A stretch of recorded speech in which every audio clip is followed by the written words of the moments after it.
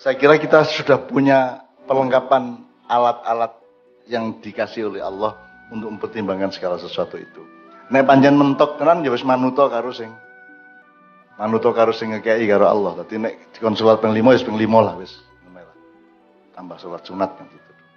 Jadi hidup itu kan cuma dua, patuh atau ikhtiar. Ijtihad. Apa?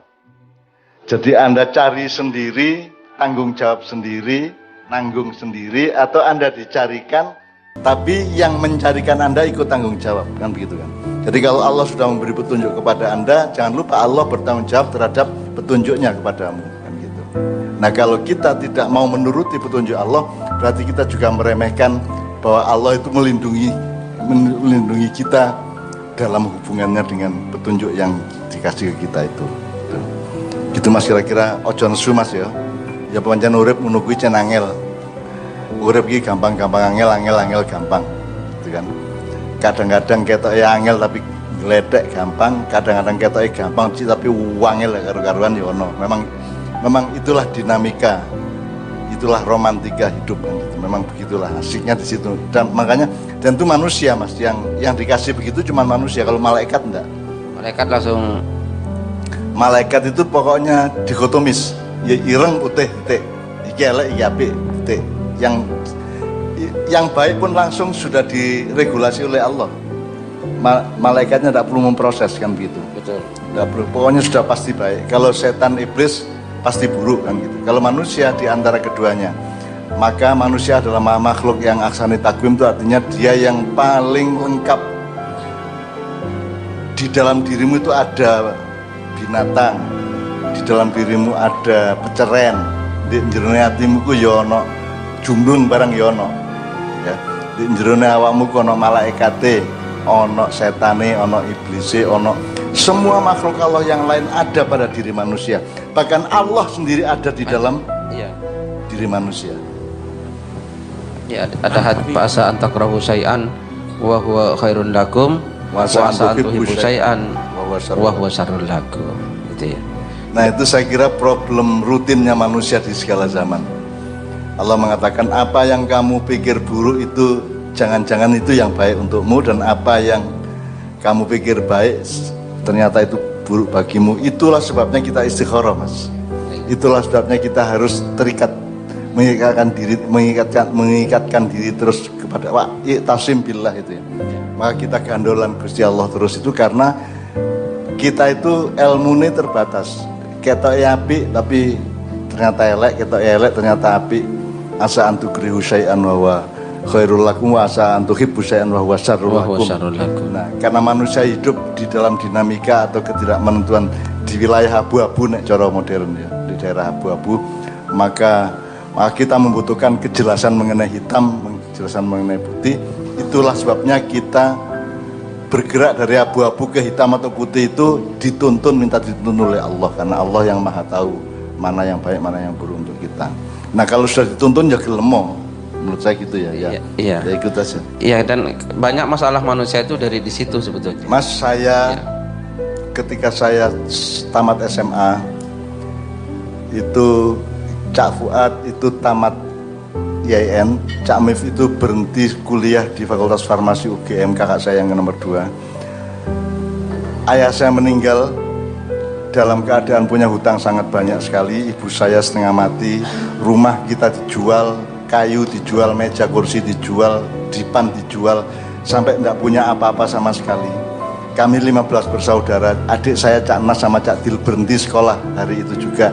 Saya juga tidak meneruskan kuliah di Fakultas Ekonomi UGM karena kami sangat-sangat miskin. Kalau pakai pikiran manusia, 15 orang bersaudara ini harus hari itu juga cari kerjaan, terus dikumpulkan uangnya untuk nyaur hutang, karena hutangnya itu ada yang ketika itu jutaan, ada yang ratusan ribu, ada yang puluhan ribu, jadi tidak terjangkau oleh kami. Nah, apakah lantas kami 15 orang ini terus nyambut gawe di perusahaan Bobi? Ternyata enggak juga. Pokoknya saya, kakak saya, Cak Mif, adik saya melakukan apa yang kami mampu lakukan itu dok. Aku gak terus nyambut gawe di perusahaan apa yoga, aku terus nulis gitu. Sampai akhirnya Allah membuktikan bahwa jalan untuk bisa membayar hutangnya ayah almarhum itu sangat banyak bagi Allah. Kalau Allah mau itu kalam bil basar. Apa? Hada apa? Mudah bagi Allah apa? Ya, seperti hayyin. Wa ma huwa alaihi bi'asir. Inna dzalika 'ala Allah hayyin. Itu bagi Allah mudah. Itu kata-kata Allah kepada Siti Maryam gitu ya, ketika malaikat menyampaikan bahwa Siti Maryam itu akan punya anak meskipun nggak punya suami. Siti Maryam, mana bisa saya akan punya anak wong saya nggak punya suami. Nah, maka malaikat berkata, itu bagi Tuhan sangat mudah. Gitu. Kan gitu. Ya, jadi kita sebenarnya sudah punya wacana-wacana dari zaman para nabi dan seterusnya. Jadi awakmu nek duwe masalah iku golek ana kira-kira cocoke iku karo nabi sapa piye. Misale ana sing wong sing dikurung oleh masalah sampai pengap sampai gak iso apa-apa wis gelebak-gelebek tok iku, maka katakanlah itu seperti Nabi Yunus di dalam ikan. Sudah tidak bisa apa-apa kecuali wiritan dan la ilaha illa anta subhanaka inni kuntu minadz dzalimin misalnya, gitu ya. Atau Anda berada pada posisi seperti Nabi Musa berhadapan dengan Fir'aun, dikejar-kejar oleh pasukan Fir'aun, maka yang Anda lakukan adalah meniru apa yang Nabi Musa lakukan. Atau seperti yang tadi kita baca bersama itu, Nadi alian madharul ajaib najidhu aunan laka bin nawaib. Jadi itu kalimat wiritan bukan karangannya Rasulullah. Di dalam perang Khaybar itu terjadi kerepotan atau kegugupan yang luar biasa di kalangan kaum muslimin. Setahu saya, menurut sejarah, Sayyidina Abu Bakar menjadi panglima perang dan tidak sanggup, dalam tanda petik gagal. Terus ganti Umar bin Khattab, gagal juga. Akhirnya Ali bin Abi Thalib yang diangkat jadi panglima perang. Dalam keadaan di mana umat Islam sangat tidak punya kemungkinan untuk menang itu Khaybar maupun Badar ya. Kalau di Badar kan kita sudah tahu ilam yakun bika alayya ghadabun fala ubali itu ya. Kalau bukan, jadi kalimat yang lama itu agak kurang benar ya. Yang benar ilam yakun bika alayya ghadabun fala ubali. Jadi nek wis kepuepet nemen wis pun monggo Gusti, pun monggo. Pun kula oleh sinten mawon purun, kula sampean kei nasib napa mawon kula purun, pun kula ikhlas, pun pasrah bongkoan, sing penting sampean pun muring-muring ten kula. Angger Gusti Allah gak muring-muring nang aku, wis apa tak terima wis. Wis tak terima-terima. Nah, kalau nadi alian itu adalah Allah ngasih ke Nabi Muhammad melalui malaikat Jibril kalimat nadi alian madharul ajaib itu ya. Najidu aunan laka bin nawaib fi kulli ghammin wa hammin la yanjal bi wilayatika ya Ali ya Ali. Nah, Pak Muzamil, saya mohon konfirmasi, kalimat ini kan yang harus Anda ketahui, ini bukan karangan manusia, bahkan bukan karangan Rasulullah. Ini adalah Allah kasih ke Nabi Muhammad untuk diwiridkan atau untuk dijadikan patrap atau kuda-kuda batinnya Rasulullah di dalam situasi yang terpepet di perang Khaybar itu. Tapi itu karangan Allah sendiri, jadi sama dengan ayat-ayat Quran yang lainnya.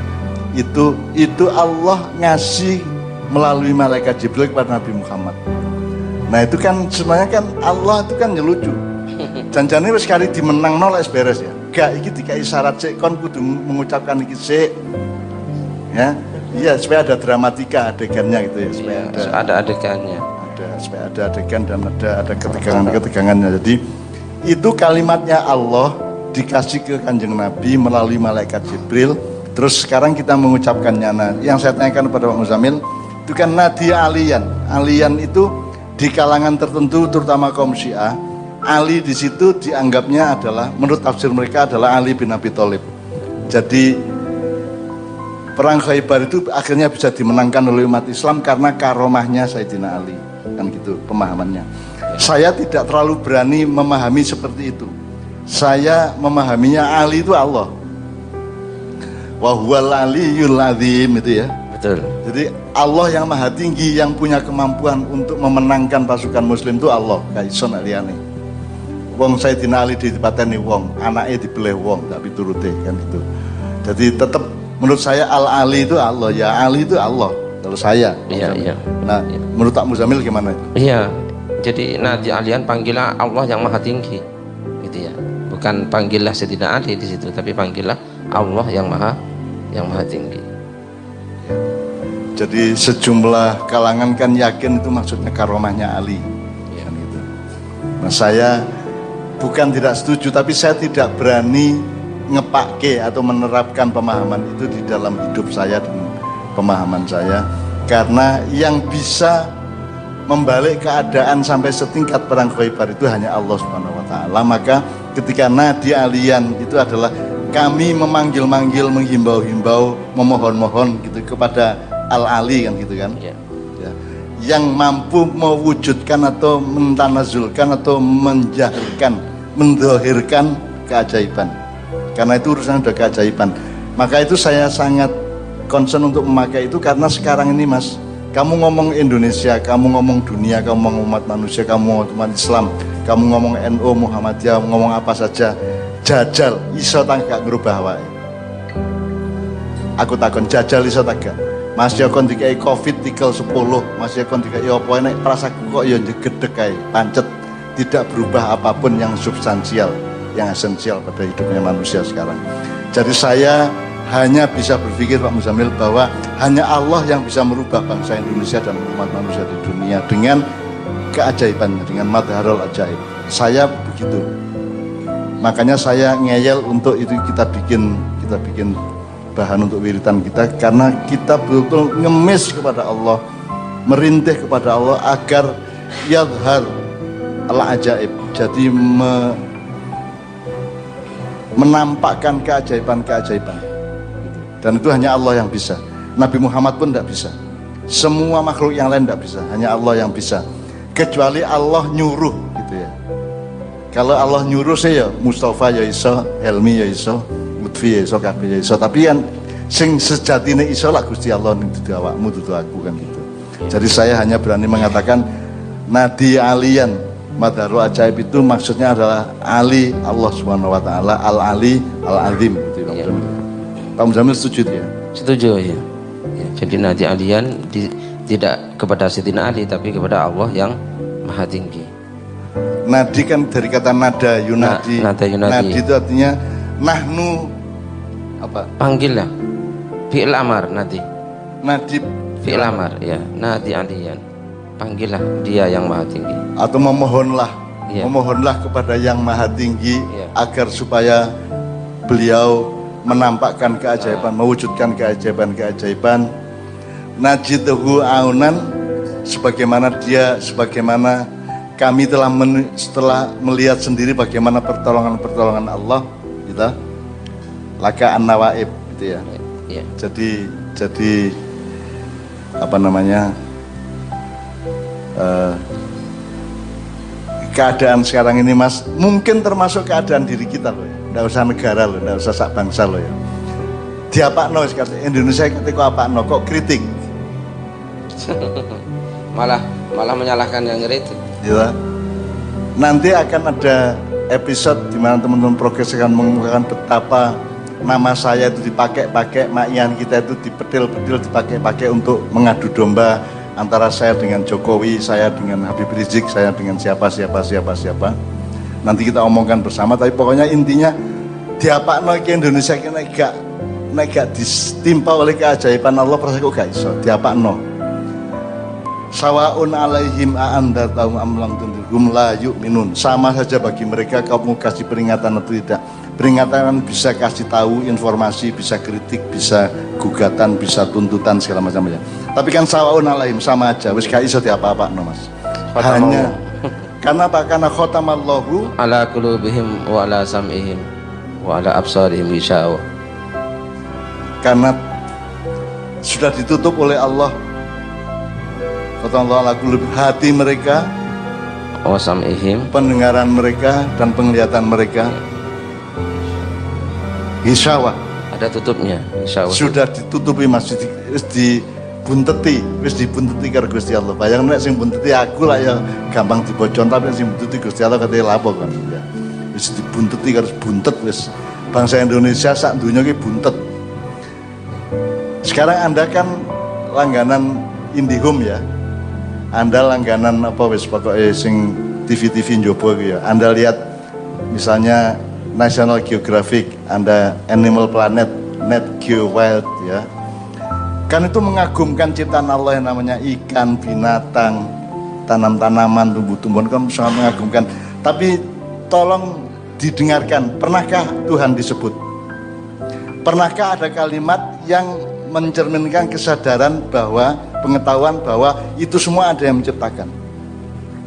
Saya belum pernah, mungkin ada tapi saya belum pernah mendengar bahwa dalam narasi tentang film-film yang menyangkut binatang, fauna dan flora itu ada ingatan, tidak usah kesadaran, ingatan bahwa Allah yang menciptakan.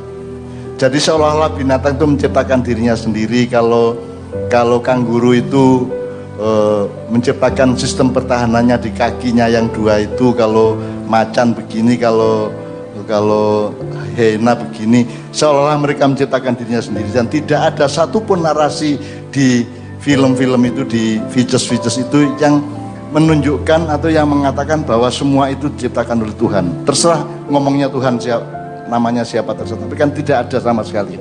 Jadi kalau harapan Mas wong di dunia katalah apa dapuran taek kabeh ini.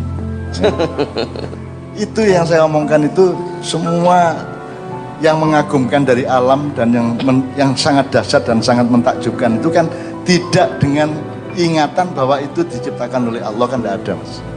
Loh, terus mau selamat? Nah aku Gusti Allah ya tak gejrah ndase ya. Tak gejrah, tak banting di tembok ngono, cangkeme nyilih cangkemmu ngene tak sabetno ndek